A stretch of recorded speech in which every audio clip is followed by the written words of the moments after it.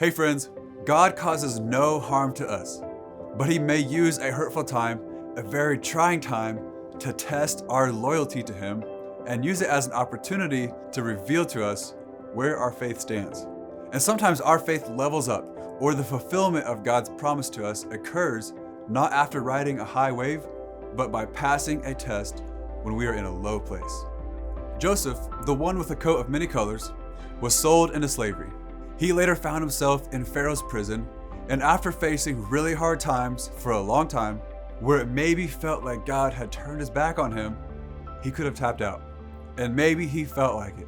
But in this time, God was growing his faith. He was refining it, and he was testing it.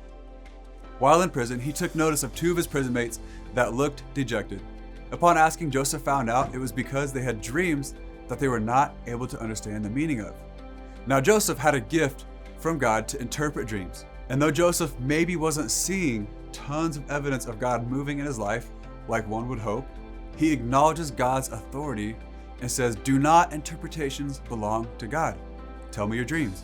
The events of their dreams played out in exact accordance to Joseph's interpretation.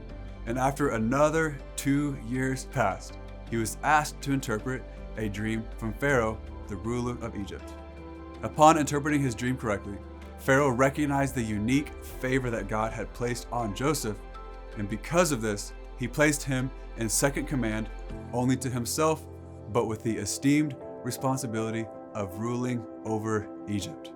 In a really hard time, when his faith was being tried, Joseph did not undermine or neglect the opportunity to remain faithful in God and use his gifting to serve others and serve and honor God.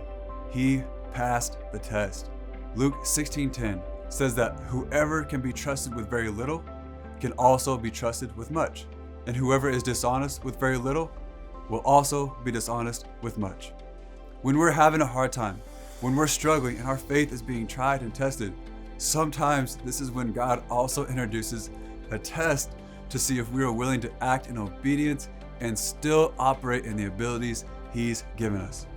He might be testing the genuineness of our faith to see if He is still our priority when it's difficult, to see if we will still be faithful with the little things so that He can entrust us with the things we desire.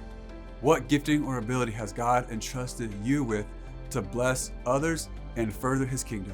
When it's really difficult, will we pass the test of remaining faithful to Him and the things He's asked us to do? If we don't pass the test, it will be a missed opportunity. When we do pass the test, it will become part of our testimony.